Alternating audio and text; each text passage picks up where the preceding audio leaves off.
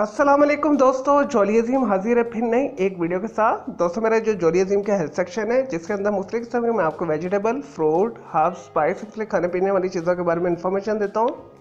आपको nutrient facts बताता हूँ, आपको बेनिफिट्स बताता हूँ, तो मैं आपको साइड फैक्ट्स बताता हूँ। और दोस्तों आज मैंने आप लोगों के लिए एक जो है हर्ब को सिलेक्ट की है। तो आज मैं आपको धतूरा के बारे में इंफॉर्मेशन दूंगा। दोस्तों इसे इंग्लिश के अंदर थॉर्न एप्पल बोला जाता है, डेवल स्नेल्स भी बोला जाता है, जिम्सोन वेड भी बोला जाता है। दोस्तों धतूरा स्ट्रामोनियम भी बोला जाता है। इसके बहुत सारे नाम हैं, लेकिन आमतौर पर जो इसे हिंदी उर्दू के अंदर धतूरा पुकारा जाता है। और दोस्तों ये इंतहाई जहरीला पौधा है और दोस्तों इसके बहुत सारे बेनिफिट्स भी हैं और साइड इफेक्ट्स भी हैं। और ये आम जो है हमारे बड़े सगीर के अंदर जो है पाकिस्तान, इंडिया, बांग्लादेश के अंदर मुख्तलिफ जो है खाली प्लाटों के अंदर उगा होता है। इसके ऊपर गोल सा एक फल आता है कांटेदार। दोस्तों इसके ऊपर मुख्तलिफ किस्म के रंगों के फूल आते हैं, सफ़ेद भी आते हैं, जामुनी भी आते हैं, गुलाबी भी आते हैं, काले भी आते हैं। दोस्तों हमारे ज़्यादातर जो यहाँ पे पाकिस्तान के अंदर पाया जाता है दोस्तों इसके ऊपर सफ़ेद फूल आते हैं। और दोस्तों जो हुक्मान लोग हैं इसे मेडिसिन के अंदर बहुत ज़्यादा इस्तेमाल करते हैं।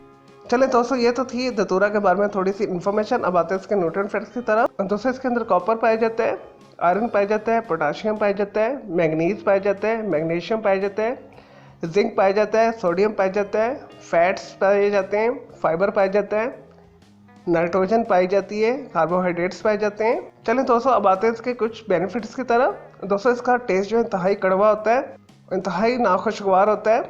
और दोस्तों इसकी जो तसीर है ठंडी खुश्क है।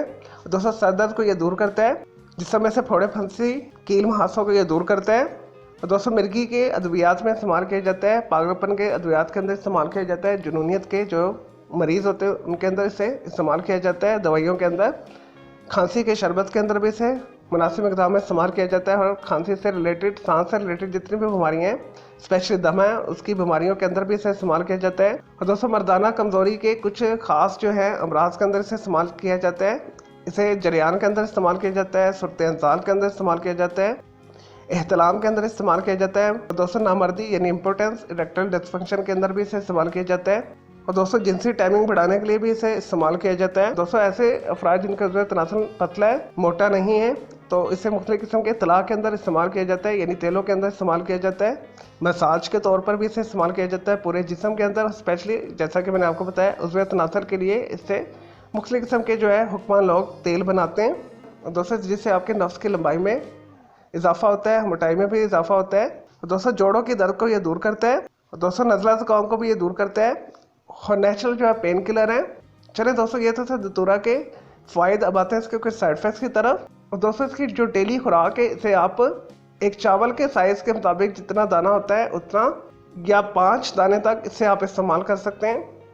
अगर इससे ज़्यादा इस्तेमाल करेंगे तो आपकी ये सेहत के लिए इंतहाई जहरीला है, इंतहाई नुकसानदेह। इससे ज़्यादा मकदार में इस्तेमाल कर लेंगे तो आपकी ज़बान खुश्क हो सकती है, आपकी आंखें बाहर आ सकती हैं, आपको नज़र आना बंद हो सकता है। और दोस्तों आपकी जो आंखों की पुतलियाँ फैल सकती हैं, आपको गशी के दौरे पड़ सकते हैं। दोस्तों आपके ऊपर मजनूनियत पैदा हो सकती है, पागलपन स्टार्ट हो सकता है आपको।